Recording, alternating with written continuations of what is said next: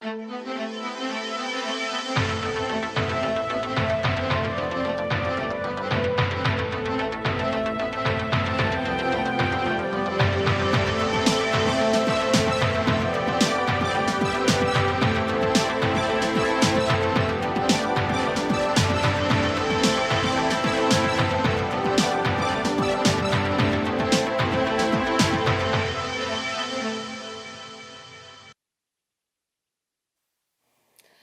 welcome to News Now on TV360 Nigeria. I am Fidelia Aguncha. The Nigerian Army and Air Force have announced various successes in the fight against terrorist sect Boko Haram. The Nigerian Air Force says its troops killed several insurgents in airstrikes in Borno State. The force spokesperson, Air Commodore Ibikunle Daramola, says the strike is part of Operation Thunder Strike, targeted at Boko Haram camps on the fringes of the Lake Chad in Borno State. The latest operation was aimed at a Boko Haram settlement in Tumbunrego in the northeastern state. Meanwhile, the army says 7 Boko Haram terrorists have been killed in a failed attack on Damasak in Borno State. The Nigerian Army also confirmed 7 soldiers were injured in that clash. Army spokesperson Brigadier General Texas Chukwu says troops destroyed some Boko Haram vehicles and recovered some arms and ammunition from the terrorists. Meanwhile, a non-governmental organization has been defending the Chief of Army Staff, Lieutenant General Tuka Buratai. The Coalition of United Patriots and Statesmen, COPS, says the Army Chief has been performing well and dismissed calls for his resignation. A keen observer of the actions of the Chief of Army Staff will realize that all these allegations are not non-existent, but wickedly concocted for reasons not relating to security issues at all. The Chief of Army Staff has, since joining the Army, won some of the best awards and medals that the discipline offers, and had served in very responsible positions while giving good account of himself in all the assignments given to him. For somebody to wake up and accuse such a fine officer of incompetence shows that the person either does not know the meaning of the word that he's trying to use, or he's rather being mischievous. Some Southern elders under the edges of the Southern and Middle Belt Forum have rejected the appointment of Yusuf Bichi as the new Director General of the Department of State Services, DSS. Bichi will replace Matthew Shefa, who was serving in acting capacity following the dismissal of Lawal Dara after the siege on the National Assembly complex last month. His appointment takes effect from Friday, September 14, 2018. The forum condemned Buhari's removal of Shefa, alleging that it shows his vote of no confidence in one Nigeria. Shefa hails from Bayelsa State and was the second in command to Daura.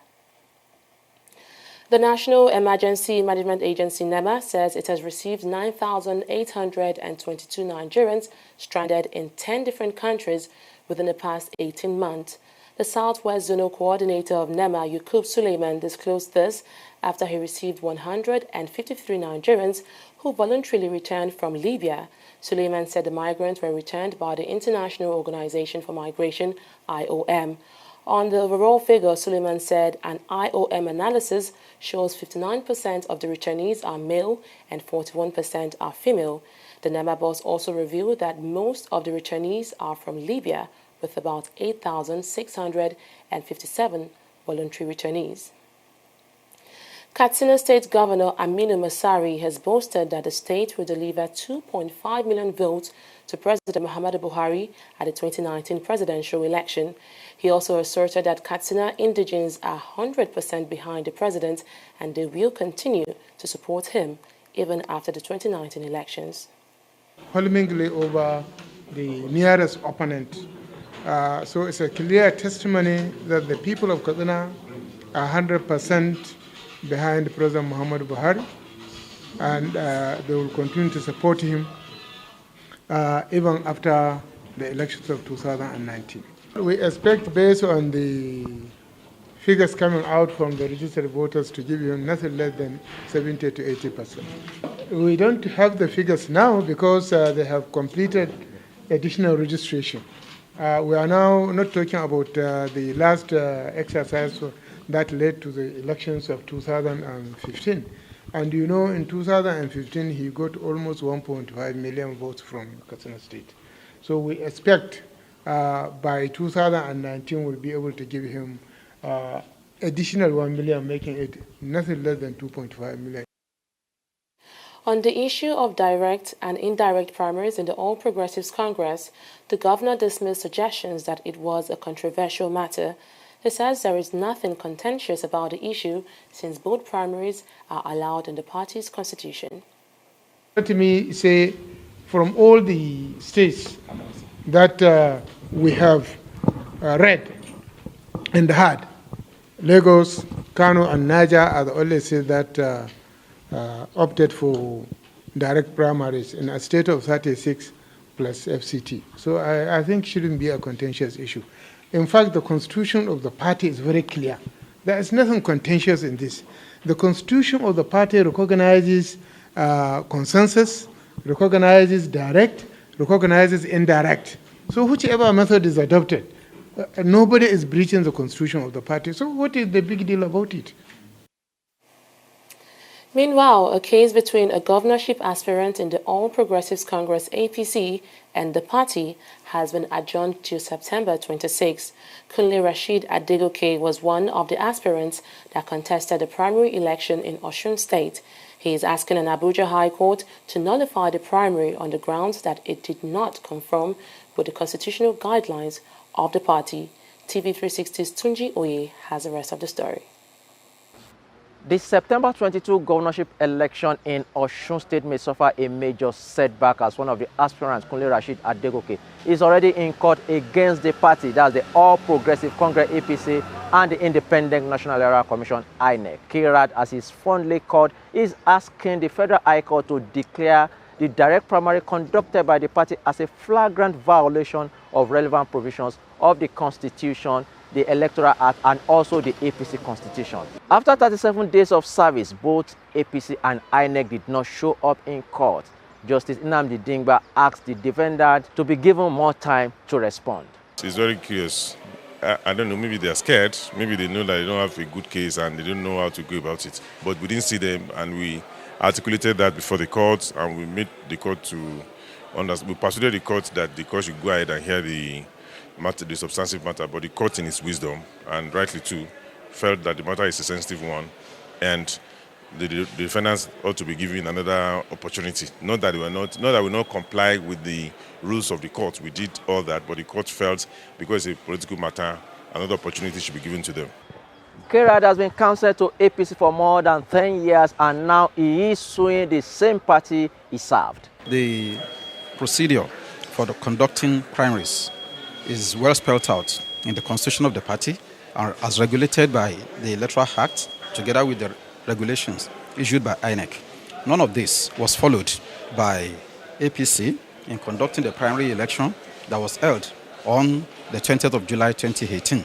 On that basis, I, being a stakeholder, a participant in that primary, an aspirant on the platform of the party, and who followed the requirements before I featured as an aspirant, I felt that the best way to go would be to complain to the court. My allegiance is to the Constitution of the Federal Republic of Nigeria, not to the party. My allegiance is to the law, not to the party. My allegiance is to the electorate and not to the party. And that is why the party features as a means by which people are gathered together, by which the electoral fortunes of the people are supposed to be harnessed. If within the party there are elements that are subverting the procedure laid down by the party itself in its own constitution, we willingly, in 2014, gave the constitution to ourselves as members of the party, and we regard it, with respect to the party, to be supreme, subject to the Constitution of the Federal Republic of Nigeria and the relevant laws, the Electoral Act. The case has been adjourned to September 26, when both INEC and APC are expected to be represented. From Abuja, Tunji Oye, TV360 News. The president of the Nigerian Labour Congress, Ayuba Waba, has charged Nigerian workers to ensure they only vote for the right candidates in the 2019 polls. Ayuba is asking the workers to go through the manifestos of all candidates before choosing their leaders in the election. He says Nigerians should only consider those who will work to improve the lives of all citizens. What will guide workers is actually the credibility of candidates. From any party where we have credible candidates, we will encourage our people and our workers not to be only outlookers. They should also vie for positions in any of the platforms they choose, because we know that for sure good people will always make the difference in our body politic.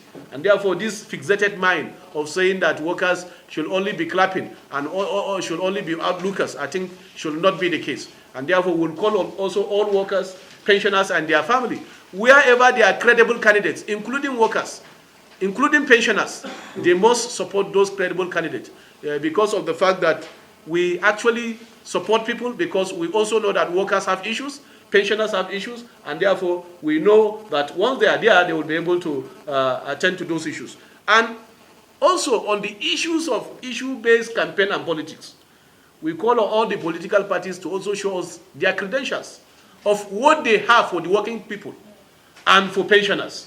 Even in the most advanced democracies, we saw recently in the election in the US, the parties have something tangible for workers and for pensioners and even for citizens. Because even within the system, there are social classes. And therefore, as working class, we thought that our issues must also receive attention. And therefore, we will drive the process of engagement as the process unfolds. But clearly, we also as a social class, as workers, as pensioners, as our family, we have an interest. And that interest must be protected. When our political elites will make statements that they are not actually elected to pay salaries, I wonder then what are they elected to do? Meanwhile, the Labour Party has rejected former Ondo State Governor Olusegun Mimiko as its presidential aspirant. Mimiko had announced his presidential bid on Thursday, but party leaders say they were not consulted. The party also denounced the leadership of A.A. Salam as its national chairman. All intending aspirants or candidates willing to contest elections under Labour Party should desist from dealing with A.A. Salam and Julius Aburi on election matters. Whoever makes any payments to them does so at his or her own risk. 4. Similarly, the party hereby disowns and rejects Dr. Olusegun Mimiko as its presidential candidate, since neither the National Executive Council nor the National Convention is notified as provided in the party's constitution. The federal government has described the 14-day ultimatum given to it by Labour leaders as a subtle blackmail to stampede the Tripartite Committee on the new national minimum wage. Chris Ngige, Minister of Labour and Employment, also denied that the federal government is trying to stall negotiations. Ngige says there is no cause for alarm, assuring that the federal government is working to ensure the implementation of the minimum wage as soon as possible. Meanwhile, a group in Lagos has been marching in support of President Muhammadu Buhari's administration. The group of octogenarians says the president has done well in all areas, including infrastructure, security, and the economy. They also say the president deserves a second term in office to continue his good work. We are here today to support our president, Buhari, Muhammad Buhari. Our president is a leading Nigerian and progressive part in many ways. Some of us are proud beneficiaries of his welfare scheme, like the conditional cash transfer to the elderly and less privileged Nigerian under his social investment program. The school feeding program for our children in primary school across the federation is another unquantifiable assistance to the elderly, which has lifted the burden of searching our pocket and bags every morning to find the feeding money for our school children. We cannot overlook President Buhari's restructuring of the collapsed infrastructure in the country. Like the railway is back, our refineries are back. Textile and automobile industries are brimming with life now. Youth are being empowered through power jobs and dilapidated roads. Up next is news and business after this break. Do stay with us. Corruption not in my country. What's your name? Onosude Omorifi. May we check your own list, cause the list where they outside, or not say the name never do. Your name is Honoriode. You even went as a fashion designer. As you don't come back, so now I won't go as Akpobori Ovi, and Ovi won't go as pilots. That is impersonation. My own share for the national cake be that. Mr. Onosode. Akpobori. The Amnesty Program is an intervention project for sustainable economic development of the Niger Delta, which you are a beneficiary of, lying under pretext for your selfish gain and advantage is robbing others of the same opportunity. And that is an act of corruption, not in my country. Corruption not in my country. Stop corruption now.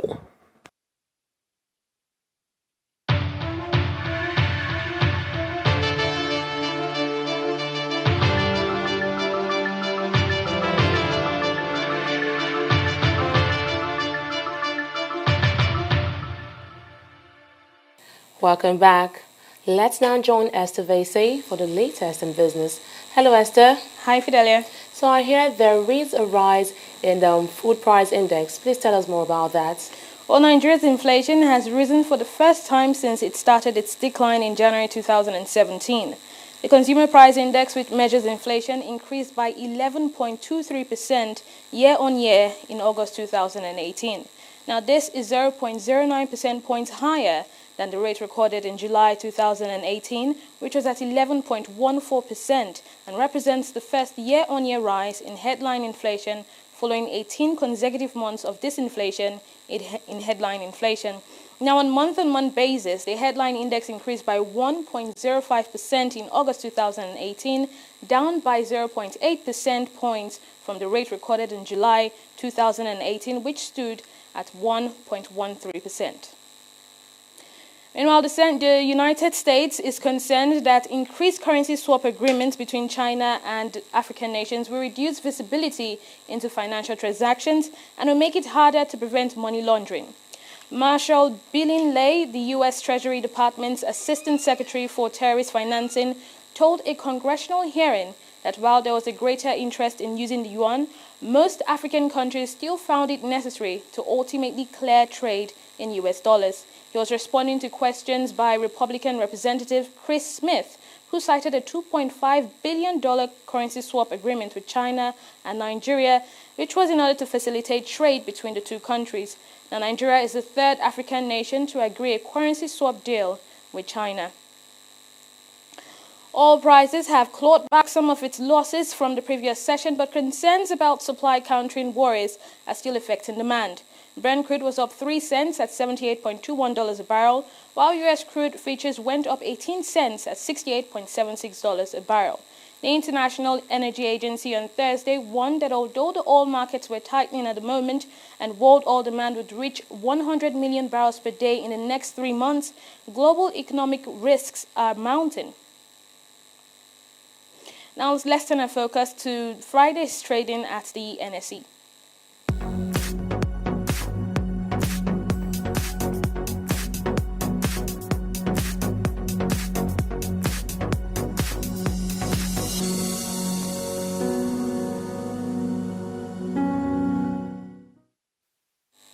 Well, data recently released by Bloomberg, a financial software data and media company in New York, shows that the Nigerian Stock Exchange is now among some of the worst performing stocks globally.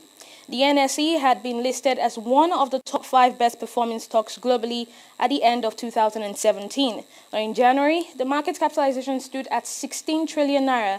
As at yesterday, it had fallen to just a little over 11 trillion naira. The all-share index dropped from 44,000 basis points to just a little over 32,000 basis points. But on Wednesday, the NSE recorded its biggest daily trading loss in 8 months. Now, in local currency terms, data showed that the Nigerian Stock Exchange is the worst performing stock globally. Analysts attribute the decline to weak and negative market sentiments, which might be as a result of the uncertainty lingering around the 2019 elections. Now, with our total value of shares coming in at 4.732 billion naira, the Nigerian Stock Exchange closed trading session with a total of 252.189 million shares traded in value and over 3,000 deals. Now, if we look at the top traders chart, we have Guarantee Trust Bank, Zenith Bank, Transnational Corporation of Nigeria, and Fidelity Bank coming in on our top 4. Now, what's interesting about this is that Guarantee Trust Bank and Zenith Bank, the total value of shares traded for the two of them come in at over 3 billion actually, which is really a lot considering that the total value of shares traded for the entire session came in at just little over 4 billion naira. Now, it shouldn't come as a surprise when I tell you the banking sector, where was the only sector in the green in today's session, every other sector came in the reds or were unchanged. Now, on our gainers chart, we have Nigerian Breweries, Guarantee Trust Bank, Stanbic IBTC, and Zenith. Again, that shouldn't come as a surprise that 3 banks dominated top gainers. On our losers chart, we have Nestle Nigeria, Unilever Nigeria, Cement Company of Northern Nigeria, and Flour Mills. Now, what's interesting about this, where I'm going to focus on, is Nestle. Nestle closed last week Friday's trading session at 1,500 naira. On Monday, it lost 145 naira. On Tuesday, it gained 130 naira. On Wednesday, it lost 6 naira. On Thursday, it lost 81 naira. And today, it's lost 28 naira to close at 1,370 naira. Now, we can see from our all-share index and the market capitalization that despite the fact that Monday, Tuesday, Wednesday, and Thursday's trading session were in the red, we closed the week's trading in the green, with a 0.95% increase in our all-share index. And the market capitalization closed with an increase of 112 billion naira compared to yesterday's, a rise from yesterday's 11.690 trillion naira recorded. Now, take a quick look at our global stock market and we see that they all closed in the greens. The London Stock Exchange, the American Stock Exchange, the Asian Stock Exchange, they all closed in the greens, which is good news for everybody, I guess, today. That's all I have for you, Fidelia. Wow, thank you so much, Esther. So I guess it was indeed a good day for traders at the stock market globally, because Nigeria, that's the NSE, is in the green, and the global stock market also in the green. Yes, it was. Well, thank you for that update, Esther. Well, still to come, over 1,500 migrants have died in the Mediterranean, and the death toll in Zimbabwe's cholera outbreak has now risen to 25. More details after this break. Do stay with us. Corruption not in my country. What do you want to buy? Potato. Small baskets. I want plantain. But why your plantain can't hard like this? Madam, now the outside hard. Inside there, it is very soft. Madam, wallahi make her no buy. Make her show you something. What? What's in this one? Madam, this one now the chemical what they put on for the plantain make her ripe up. So you dey put chemical for plantain where people go chop? No water, no be chemical. Madam, water. You know say Pela I don't talk and say water and not be enemy. Drink them. Where you collect that water, drink them. I just stop finish. See my belly.